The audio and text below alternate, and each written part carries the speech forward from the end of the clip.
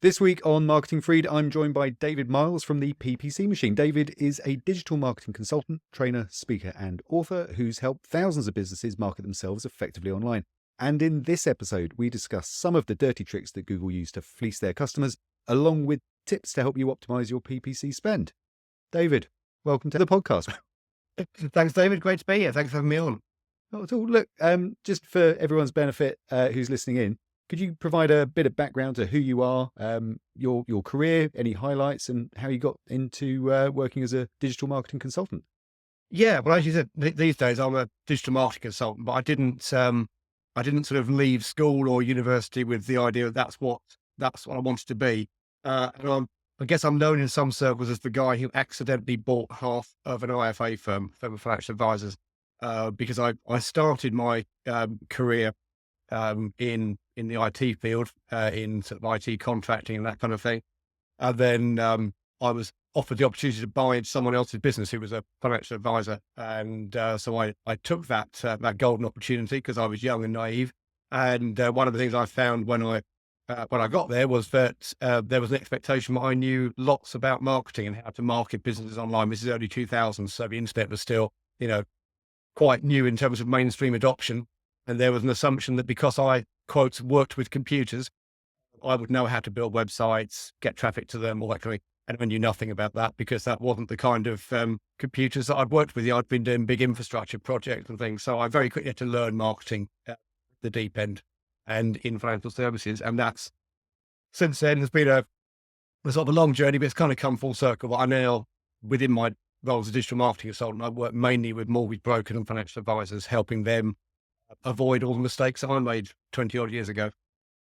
Brilliant. Thank you. And when you think about working now with mortgage advisors and financial consultants and the relationships you've got with your clients, as an independent expert, how is it that clients can best engage with people like you?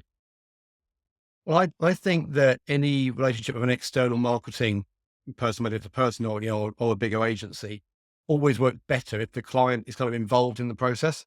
And that's why with a lot of my clients, although I have some where I'm sort of doing everything for them, the majority of clients I work with, I'm actually coaching and training them how to do their own marketing. So it's more of a done with you kind of service, either, one-to-one or through sort of group coaching. And that definitely works much better because then the clients are involved. They know what what's actually being done. I think there's always a problem when clients think they can just outsource everything to an external marketing provider, because at the end of the day, they still need to, deal with the inquiries that come in as a result of that marketing. They need to understand what makes their product or service different. Otherwise, they're going to be getting all these inquiries, but they're not actually going to be making the most of them if they don't have the right sales process or a follow-up process, whatever. So yeah, I much prefer working with the kind of clients who will become part of the process and want to be involved and want to know how this stuff works. Because I like training and teaching people how to be a bit more self-sufficient with their marketing. Yeah, it's useful to get that softer feedback from the client, direct from the client's mouth. I think also it's beneficial, in fact, hugely beneficial for the client to involve you when they're thinking about things that they might be doing, because you'll have experience that they won't, and opinions and expertise that will be brand new and valuable to them. Just thinking about the clients you work with, can you talk about the benefits of working with a provider like yourself who's very specialized in a particular niche rather than a niche generalist or an industry generalist? Yeah, I mean, the thing I hear a lot from clients that I work with, particularly if they've tried working with a more generalist marketing agency beforehand, is they say that when they work with generalist agencies, it's quite difficult because those agencies don't really understand the financial products and services that they're trying to market. So, they might understand that, there are mortgages out there and that people need mortgages to buy houses or whatever, but they won't understand the nuances of the different types of mortgages, the different, they won't know, I don't know, the difference between a guarantor mortgage or a let to buy mortgage and all that kind of thing. And obviously because, although I was never actually an advisor myself, because I've worked in the industry and have had a team of mortgage brokers and financial advisors working for me, obviously I do have a good knowledge of the product range and everything. And I understand the kind of pain points that clients have when they need to buy those products or services. And obviously, as you all know, within marketing, understanding the client's pain points and proving you have products and services that address them is a really important part of it. Are there any additional rules and regulations, given that it's a financial product, that you need to adhere to when advertising with the likes of Google? Yeah, so there's a couple of sides to that. There's at a sort of higher level, there's the rules that the FCA, the Financial Conduct Authority, put in place. So there are, things that you can and can't say within any kind of financial promotion. But at a Google specific kind of level, Google brought in a thing about 3 years ago now, where if you want to run ads for any kind of financial product or services, so any Google ads to do with mortgages, pensions, investments, insurance, you have to basically go through a verification process with Google. And it's a fairly straightforward process if you are actually a mortgage broker or financial advisor, because as long as you're on the FCA register, the verification process is quite easy. Where I've seen people have problems with it are people who are kind of, if you like, on the fringes of financial services. So they don't need to be on the FCA register, but in their Google advertising, they're targeting keywords of a financial nature. So for example, there's someone contacted me a while ago who was doing something to do with buying gold, cash for gold kind of stuff. Didn't need to be on the FCA register for that, but because he was using words around investment and gold and things like that in his advertising, Google wouldn't let him run the ads. So that's where people have problems. But you're sort of straightforward mortgage broker, financial advisor, if they're on the FCA register, they've got to submit this online form, but it's a fairly straightforward thing. Yeah. Okay, thanks. That makes an awful lot of sense. And when we caught up before, David, we were speaking about various routes that this conversation might take. And one of the things you mentioned that really chimed with me was reasons why you might actually want to avoid becoming a Google partner. I'd like you to elaborate on that, if you will. Yeah, sure. So for those who don't know, Google have this partner program where individuals or agencies can get a Google partner badge to put on their website. And it program's been around for a while. I think that's probably about as long as Google AdWords has been around. And I have had the Google partner status in the past. The reason I don't anymore is because they changed the requirements of it. So it used to be that you had to take an exam, an online multiple choice type exam. And I think that was valid about 3 years, and then you have to redo it. Now, the exam itself, although it wasn't necessarily advertised as such, it's an open book exam. It's questionable, isn't it? Yeah, because there's nothing to stop you sitting there doing the exam online on one computer and having another laptop over there where you're Googling the answers. There's even websites that are created specifically to provide you the responses, the multiple choice answers that are correct to all of these different accreditation exams. Yeah. So it's that, calls into question really how meaningful they are. So it used to be you had to pass that exam every 2 or 3 years. I think you also had to be managing a minimum level of client spend across all your different Google Ads accounts. But the thing that changed a few years ago was they brought in this extra requirement that to keep the Google partner accreditation, you had to be running the Google Ads accounts of your clients in such a way that you met a minimum threshold of Google's optimization score, which basically means that you had to be implementing a certain number of the recommendations, the automated recommendations that Google has popping up in your Google Ads account every so often. And the problem is that very often those recommendations will actually mean that the campaign makes more money for Google than it does for the client. So that's sort of the final straw for me in terms of thinking I'm not going to bother with this anymore, because I want to be able to run my client's Google Ads campaigns in the way that is 100% best for the client, without having to think, oh yeah, but I've got to do this thing that's not so good for the client in order to keep my Google partner badge. Yeah. The way I describe it is that Google are very, very, very well optimized for making Google money. And that's where their priorities lie. They've done a remarkable job of branding themselves as a nice, fluffy organization that does no evil, etc. And evil's maybe a strong word, but they very much are a profit-making machine. Absolutely. I'm always saying the biggest problem with Google Ads is Google make it very easy for anyone with, zero knowledge to come along, create a Google Ads account and set up their first campaign. But the problem is if they follow all the nice, simple default settings that Google suggests, it will almost certainly put a lot more money in Google's pocket than it does in theirs. Yeah. What are some of the things that you've noticed or that Google perhaps recommend frequently that people should either avoid or at least question very stringently before applying? So a couple that come up a lot are pushing you down an automated bidding kind of route. In fact, it's now when you first create a Google Ads campaign, it's impossible to select manual bidding at the point when you create the campaign. You have to select an automated setting, and then you can go back in afterwards and change it to manual. But for those who aren't aware, basically the way Google Ads works in simple terms is each advertiser bids how much they're willing to pay for each click.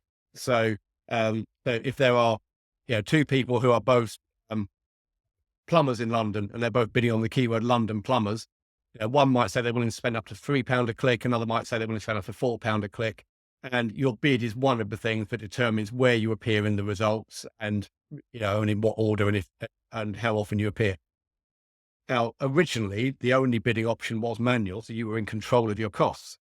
And a bit like when you bid on eBay, if you said, I'm willing to spend up to £5, you'd only actually be charged just enough to beat the next person in the auction.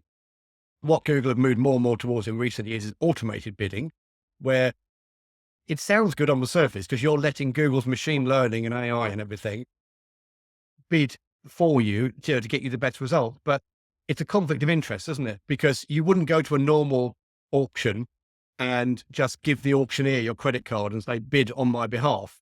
But that's effectively what you're doing when you use automated bidding.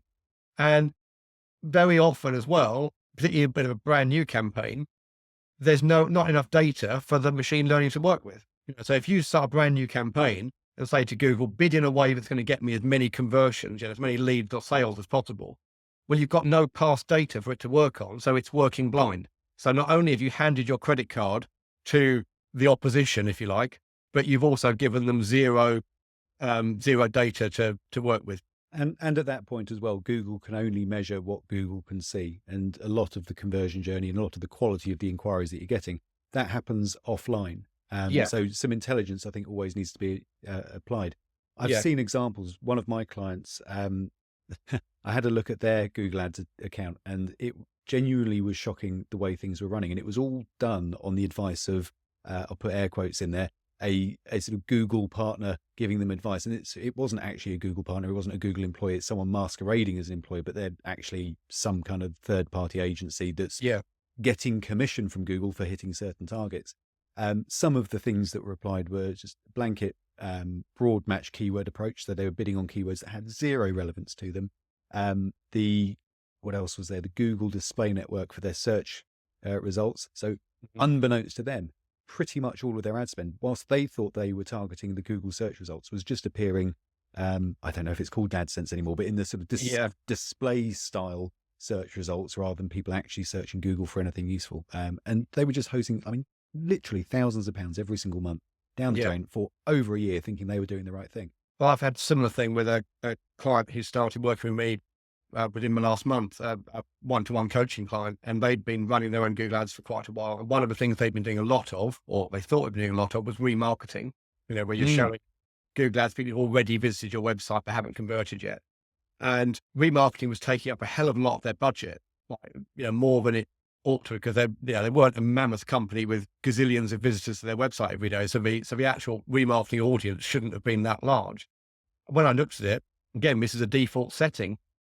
You set your remarketing campaign up saying, well, I want to show adverts to my audience of, everyone who's visited my website in the last 90 days, for example. But by default, the box is ticked for audience expansion. So it shows ads to people beyond that audience. So as soon as you do that, of course, it's not a remarketing campaign anymore. It's a general display campaign. And as soon as we untick that, they now get, it's a campaign that previously was getting hundreds of thousands of impressions a month, now gets, a few hundred a month, because it now is a genuine remarketing campaign, but it wasn't before. I think there's also a really insidious little setting in the back of Google Ads that allows Google to auto apply their suggestions without you necessarily being asked. Yeah, I sent, I was smiling because you reminded me of about a year or so ago, I sent, I do a lot of sort of emails to my mailing list on how to avoid some of these things that Google does. And I sent an email a year or so ago where I said, imagine if you just spent several hours tidying up your house and cleaning it and putting everything away and hoovering the floor, and then just as you'd finished, your two unruly teenage children came barging through the front door in muddy shoes and dropped their coats here and chucked their bags there and made a complete mess. I said, that's exactly what Google does. with their auto applied recommendations, because it just happened to a former client of mine. It was someone I'd done some Google Ads setup for a few years before, and he'd contacted me and said, that campaign you did me, it's been working fine from last year or whatever. It's suddenly stopped working in the last few weeks. Could you have a look and see what's gone on? And it was exactly what you said there, that Google had made these recommendations to improve the campaign, but someone that's after I'd been involved with it ticked the box saying auto apply recommendations. Yeah. So all these things were being done to the account without the client realizing. And yeah, it was the equivalent of the teenagers coming in and trashing the house that you've just, spent ages sorting out. So he to get me to go in and unpick all the stuff they'd done and firmly turn off the auto apply recommendations thing. Yeah. And obviously Google do have access to an awful lot of data that can be useful as well. So I was just thinking, when it comes to targeting, do you allow Google just to optimize the targeting based on their conversion data? Or again, are you generally applying some manual targeting based on a bit of intelligence and a bit of experience? I do use automated bidding and targeting sometimes, but only once there's enough data in there. Although in most cases where I've experimented with it, I've found that actually doing it manually still gets better results, as long as you are actually obviously going to do it manually. If there is a choice between automated and actually never getting around to looking at the account at all, then go with the automated. But if you're willing to actually, look at it every few days, month, week, whatever, and make your own optimization, it might tend to be better than the automated. Do you have a sense for how much data is enough data for Google to actually be making valuable contributions when it's being automated? Not really. I mean, I think it needs quite a lot to do it well. And the thing is, a lot of the kind of clients I work with, we're not talking e-commerce sites with lots of transactions, albeit low value ones, where there's lots of conversion data. If you're talking about a service-based business, like a small mortgage brokerage or financial advice firm or something, they might only be looking to generate, 1 or 2 leads a day. And only have the Google Ads budget to do that. And so therefore, that's not really enough conversion data to do for Google to do automated stuff on it, I don't think, from what I've seen it trying to do with. Yeah. And you spoke earlier about really how the auction process works. And if you had 2 plumbers bidding on the same keyword in London, so plumbers in London was the keyword they're bidding on. Part of what Google's trying to do is, like we said before, they're trying to maximize the amount of revenue they're getting. And one way they can maximize the amount of revenue they're going to get is by showing or prioritizing the ads that they expect to achieve more clicks for that particular search than other ones. Have you got any practices for how to optimize your actual ads so that they stand out from the crowd and maybe achieve a better click-through rate? Yes. So you're right in what you said. They do, in the very early days of pay-per-click advertising, like even pre-Google doing it, it was all about the money. So if you've got those 2 plumbers, if one's bidding £5 and one's bidding £4, the £5 guy would always come higher up the result. What Google did when they came into, when they first created Google AdWords as it was, and Google Ads, they introduced this concept of what they call quality score. So without going into too much detail, on Google Ads now, your position in the results is based on a combination of what you're bidding and what your quality score is. So if you have a high quality score, it's possible for you to be higher up the results than someone who's bidding more than you if they've got a low quality score. Okay. So, if you're bidding £5 a click and you've got a quality score of 3, you've got an ad rank of 5 times 3 is 15. Someone else bidding £4 who's got a quality score of 10 has an ad rank of 4 times 10 is 40. So they'll appear higher up even though they're bidding lower. So that's what quality score is in simple terms. And one of the things that boosts your quality score is, as you just said, having an advert that gets a high click-through rate, an advert that's popular, basically. So yes, it is important to make sure your ads get more, because ultimately you're doing this to get clicks anyway. So some of the things are making sure that the advert is really relevant to the keyword. So this is a big mistake I think people make, is they have just one advert in their Google Ads campaign and they try and, they use that for all their keywords. Well, and if you're, you take that plumber again, an advert which is highly relevant to the keyword plumber in London won't be as relevant to the keyword plumber in Putney. So you need a different advert for your plumber in Putney keywords and another advert for your plumber in Richmond keywords, and so on and so on. So you need to have lots of different adverts.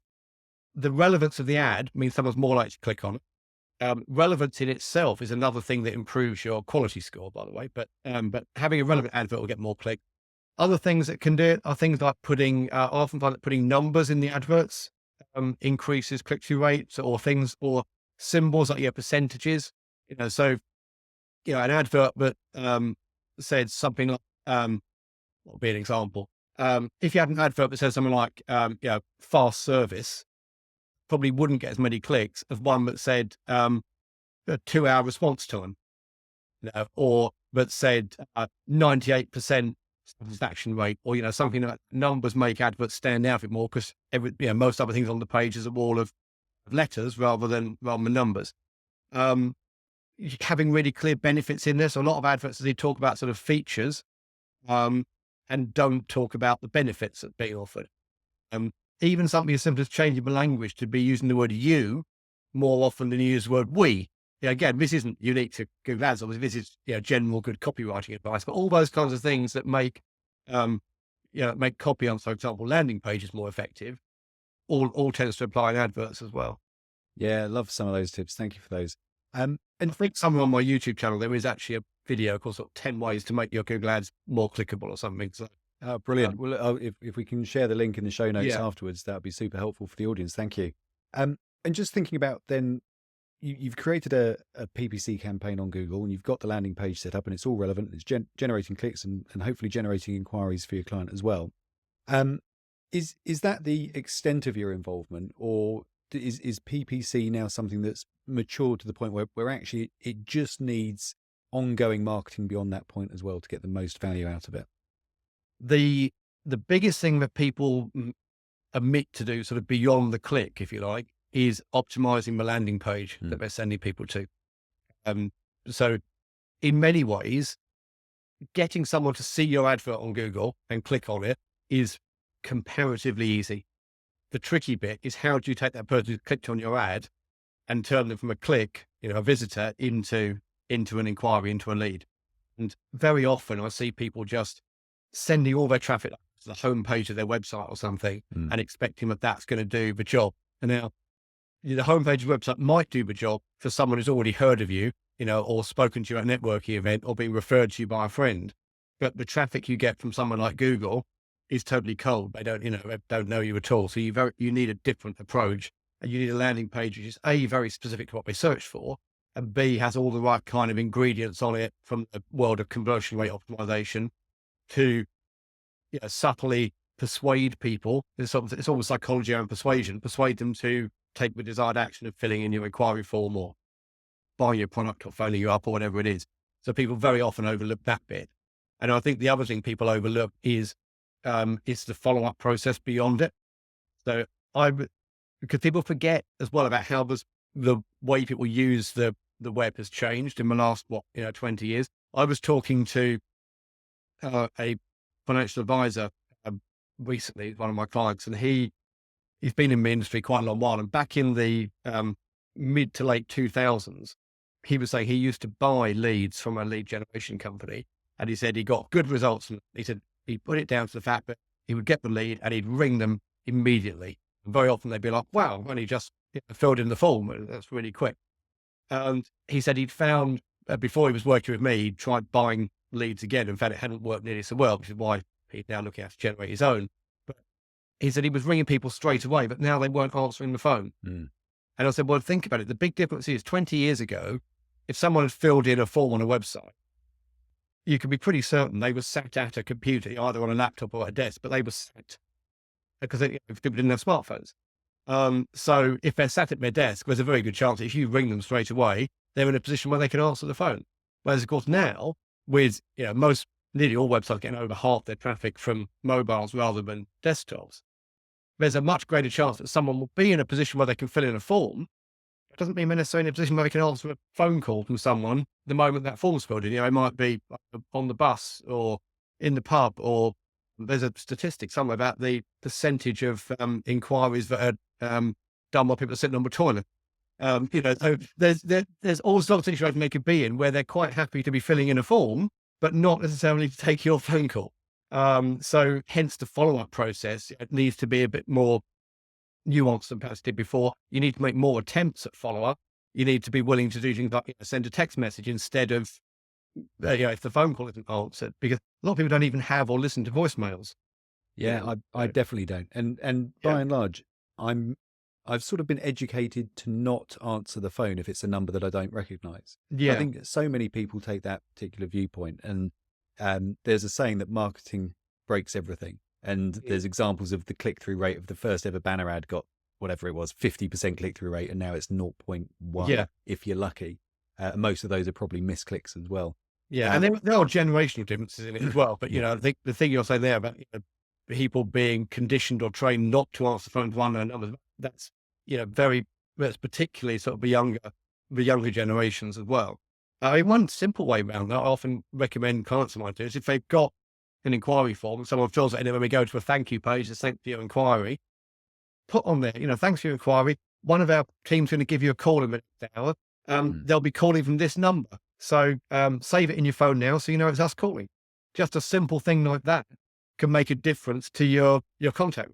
yeah. And the other thing that I like doing now, particularly in a B2B environment, is just allowing people to book a time that suits them, because it might not be convenient. They might be on the toilet, they might be on the bus, they don't want to take a phone call for whatever Yeah. reason.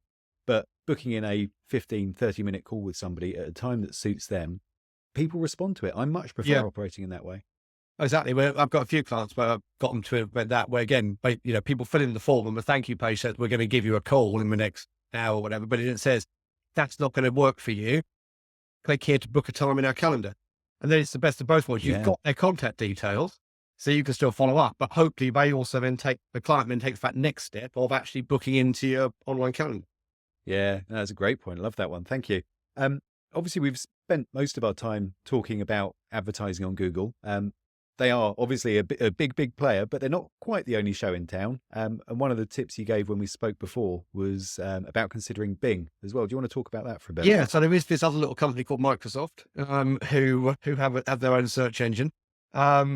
So yeah, I think it's currently it's called Microsoft Advertising. Is its very unimaginative name now, but it used to be called Bing Ads, and it's basically Microsoft's equivalent or pretty much exact copy. Let's be honest, of Google Ads. Every feature that you get in Google Ads, or every feature that gets introduced into Google Ads, gets replicated in Microsoft Advertising pretty much straight away. Um, so what I have seen over the years, working with lots of different clients from lots of different sectors, and I've read, independent studies that sort of say the same thing, is if you've got a campaign that's working well on Google Ads, if you take that campaign and run basically the same campaign on Microsoft Advertising on Bing, you can expect generally to get less traffic, which is understandable because depending on which study you read, Bing's only got 20 or 30% of the search traffic. So you get less traffic. You normally pay less per click because there are fewer advertisers and hence less competition. And like any auction, the less bidders there are, the lower you get the item for. So that's all fairly intuitive. But the thing that is counterintuitive is very often the conversion rate with Bing ads is higher. So the percentage of people who click your ad who then go on to make an inquiry or a purchase is higher. So you're getting less traffic for a lower cost per click and you're getting a higher conversion rate. Now, as to why that is, I've got a few theories of my own, but that's, I've seen that across lots of different sectors that it's not, you don't normally get enough traffic to sustain your entire business, but adding that into the mix with your Google ads, it helps bring down your overall cost per acquisition. Yeah, perfect. And who doesn't want that? Hey. Yeah. I mean, my theory on why the conversion rate might be higher is I think, it's a big generalization here, but I think a lot of people who use Bing as their search engine, no one really ever chooses to use Bing as their search engine. So I think a lot of people who use Bing as their search engine are perhaps less, online savvy, shall we say. Maybe they've just been down to PC World or whatever it's called this week and bought their first computer. And so they've opened it up and it's the default browser with Edge and the default search engine is Bing. So perhaps they're less used to the idea of shopping around and looking at a lot of different sites before they buy something or make an inquiry. That could be part of it. But also, I think we were saying this when we spoke the other day that quite often in the corporate world, people's computers, desktop, whatever, are locked down, and they are forced to use Edge as their browser and Bing as their search engine. So there's potentially an argument that if you're particularly targeting people in the corporate world for whatever product or service it is, you may get actually much better results on Bing than you might think. Yeah. I've also noticed, particularly since ChatGPT's partnership with Microsoft, a few more techie people than I might normally have expected use Bing as their search engine. And similarly, not to do with ChatGPT, but with DuckDuckGo. I don't know how much of that is down to just wanting to be different and use a sort of niche provider. But I've definitely noticed it in certain audiences that they will gravitate towards a different search engine, definitely out of choice, rather than just going, oh, well, that's the one that I have to use. Yeah. So there's always going to be those, I was going to say edge cases, that'd be a really poor pun, wouldn't it? But it's always worth testing these other platforms, because if you were to test Microsoft ads, for example, let's say no one searches for what you offer on there, but it doesn't cost you anything because it's pay per click. So you haven't really got anything to lose other than the very short amount of time it takes you to replicate your existing Google Ads campaign onto Bing. And they do make it incredibly easy. You can just clone your existing it's like a single click import thing. Yeah.